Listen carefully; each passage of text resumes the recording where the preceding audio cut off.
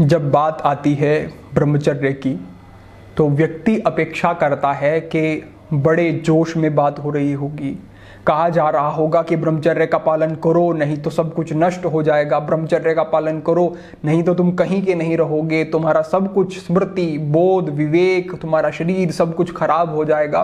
तो व्यक्ति अपेक्षा करता है, जब हमसे जुड़ता है, हमारे माध्यम से साझा की जाने वाली जानकारियां देखता है कि कुछ इस प्रकार की ही बातें हो रही होंगी, लेकिन उसे यहाँ पर कुछ अलग मिलता है, कुछ ऐसा मिलता है जिसकी वो अपेक्षा नहीं कर रहा था। तो कुछ व्यक्ति इसको समझते हैं, इसको अंगीकार करते हैं और समझने की कोशिश करते हैं कि वास्तव में ब्रह्मचर्य का अर्थ क्या है। और कुछ व्यक्तियों को ये नीरस सा लग सकता है, इसमें तो जैसे कोई ऊर्जा दिखाई नहीं दे रही, कोई जोश की बात नहीं हो रही।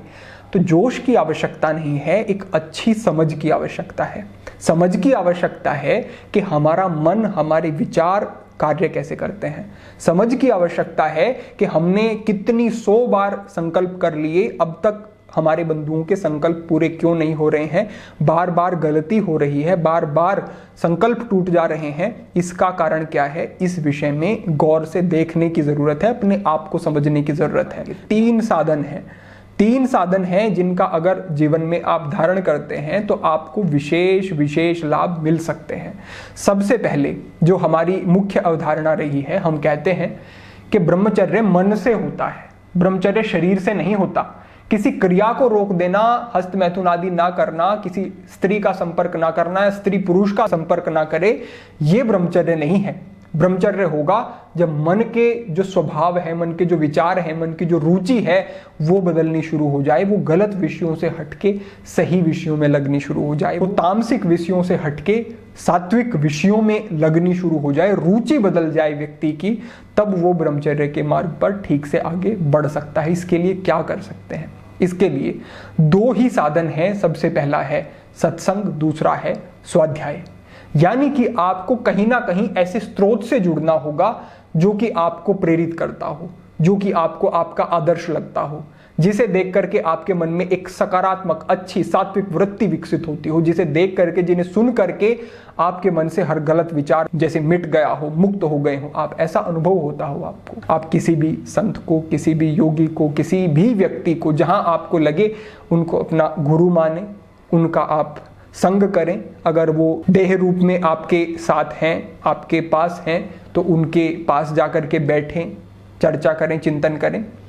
और अगर नहीं तो आप YouTube के माध्यम से, जो भी आपके पास माध्यम है, इस प्रकार से। और अगर वो भी नहीं तो आप जो उनकी लिखी हुई पुस्तक है उसके माध्यम से, लेकिन सत्संग, सत्य का संग करें आप, ये बहुत जरूरी है। साथ ही साथ श्रीमद् भगवद गीता को अपने जीवन का आधार बना लें।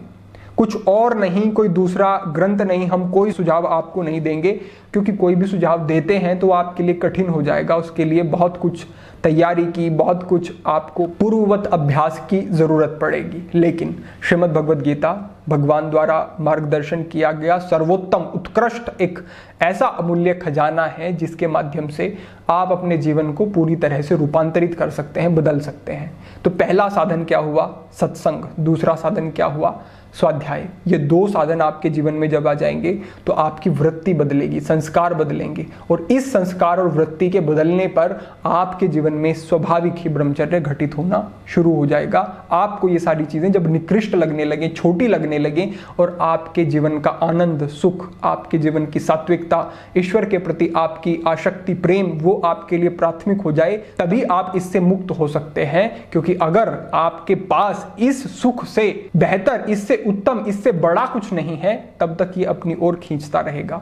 तो अपने जीवन में कुछ बड़े स्तर की चीजें जब धारण करेंगे आप, तो आपके जीवन में परिवर्तन होंगे। दूसरे स्थान पर योग, हठ योग के अभ्यास, प्राणायाम आदि के अभ्यास, ये एक ऐसा साधन है जिसकी तरफ ब्रह्मचर्य का पालन करने वाले व्यक्ति बहुत अधिक ध्यान नहीं देते हैं। अगर ब्रह्मचर्य के पालन के लिए कोई योग, अभ्यास, प्राणायाम आदि बताए जाते हैं तो उसकी तरफ कोई सजगता नहीं होती। ये हमारा व्यक्तिगत अनुभव भी है, क्योंकि हमने भी इस प्रकार के मार्गदर्शन साझा किए हैं। लेकिन आप समझ लें, हम अपने शरीर के किसी विशेष अंग को प्रभावित कर सकते हैं योग के माध्यम से।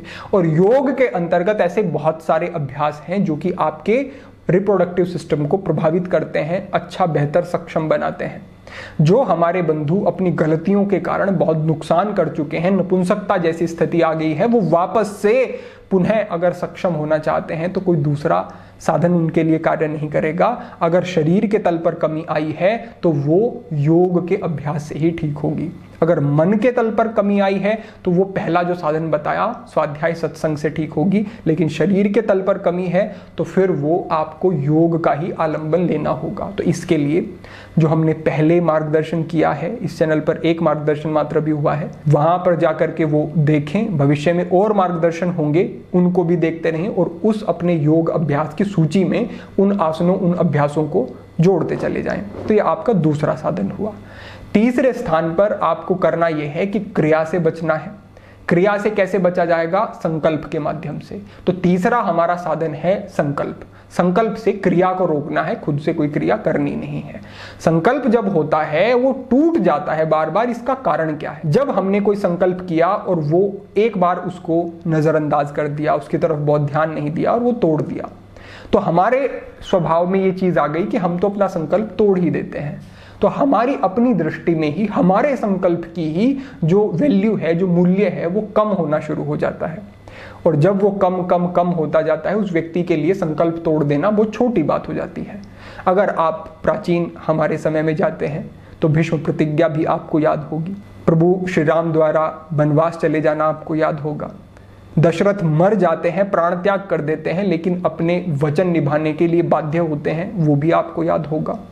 थे तो वो भी संकल्प ही, थे तो वो भी जीवन में धारण किए गए कुछ ऐसे प्रण ही, लेकिन उनका मूल्य ऐसा क्यों बढ़ गया? क्योंकि उन व्यक्तियों ने उनका उतना महत्व समझा। ये केवल समझने की बात है।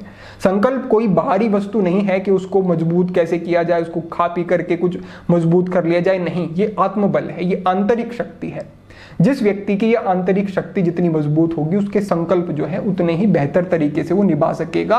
और ये तब निभाए जाएंगे जब इनके महत्व को आप बनाए रखेंगे। अगर संकल्प करते हैं तोड़ देते हैं, करते हैं तोड़ देते हैं, तो उस संकल्प की कुछ मूल्य, कुछ वैल्यू रह नहीं जाती है और फिर वो ऐसे ही टूटता रहेगा। तो आपको अपने संकल्प को दृढ़ता पूर्वक करना है। एक बार आपने उसको निभाया तो समझें कि उसका बल बढ़ा। दूसरी बात, फिर से आपने कोई संकल्प किया, निभाया, वो चाहे ब्रह्मचर्य का संकल्प हो या जीवन का कोई दूसरा संकल्प हो। जितना आप संकल्पों को निभाने की एक आदत बनाएंगे और संकल्पों को महत्व देंगे, उतना ही जीवन में ये दृढ़ता आनी शुरू हो जाएगी। तो जो हमारा ये तीसरा साधन है संकल्प, ये तभी पोषित होगा, तभी इसकी शक्ति बढ़ेगी जब इसका महत्व आपके लिए विशेष हो जाएगा। तो संकल्पों के प्रति लापरवाह ना हो, ऐसे संकल्प ना करें जो आपके बस से बाहर हैं, लेकिन जो बस में है आपके, जितना आप कर सकते हैं, अधिक से अधिक जितना कर सकते हैं, वैसे संकल्प करके उनको सजगता पूर्वक निभाएंगे तो आपको विशेष लाभ अनुभव होंगे इन चीज़ों के। 3 साधन है। पहला स्वाध्याय सत्संग, दूसरा साधन है हमारा हठ योग का अभ्यास और तीसरा साधन है संकल्प। इन 3 साधनों के माध्यम से ब्रह्मचर्य पालन आपके लिए विशेष जो है आपकी प्रगति इसमें होगी और आपके लिए सरल हो जाएगा। तो आप इस ओर ध्यान दें, आप इसकी विषय की सजगता को समझें, महत्व को समझें और इन सिद्धांतों का पालन करते हुए आगे बढ़ें। यही आपके लिए हमारी प्रेरणा है कि आप वास्तविक अर्थों में ब्रह्मचर्य को समझते हुए ठीक प्रकार से इस मार्ग पर आगे बढ़ सकें, पथभ्रष्ट ना हो।